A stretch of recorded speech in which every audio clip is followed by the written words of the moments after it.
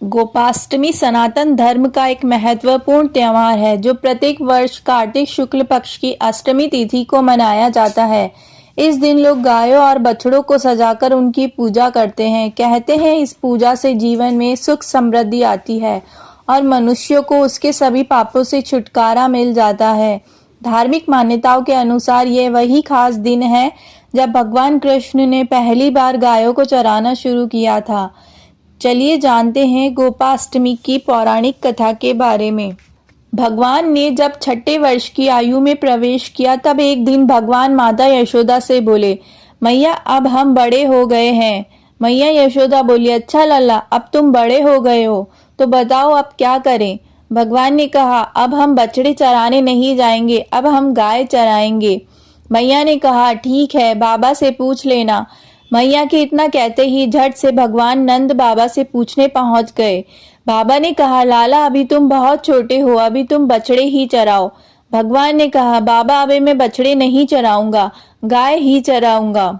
जब भगवान नहीं माने तब बाबा बोले कि ठीक है लाला, तुम पंडित जी को बुला ले आओ, वह गोचारण का मुहूर्त देखकर बता देंगे। बाबा की बात सुनकर भगवान झट से पंडित जी के पास पहुंचे और बोले, पंडित जी आपको बाबा ने बुलाया है, गोचारण का मुहूर्त देखना है। आप आज जी का मुहूर्त बता देना, मैं आपको बहुत सारा माखन दूंगा।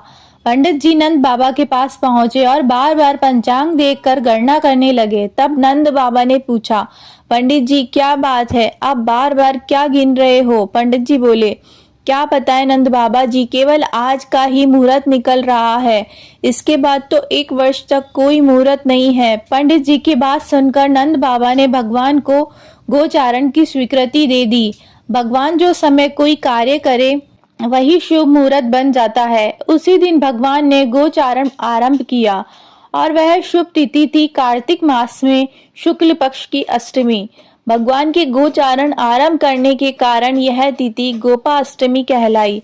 माता यशोदा ने अपने लल्ला के श्रृंगार किया और जैसे ही पैरों में जूतियां पहनाने लगी तो लल्ला ने मना कर दिया और बोले, मैया यदि मेरी गोय जूतियां नहीं पहनती तो मैं कैसे पहन सकता हूँ।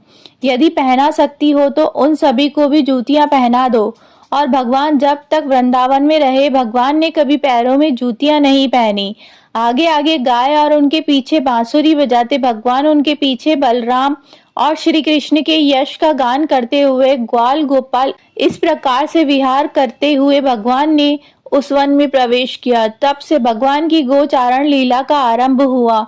जब भगवान गाय चराते हुए वृंदावन जाते तब उनके चरणों से वृंदावन की भूमि अत्यंत पावन हो जाती। वह वन गायों के लिए हरी भरी घास से युक्त एवं रंग बिरंगी पुष्पों की खान बन गया था।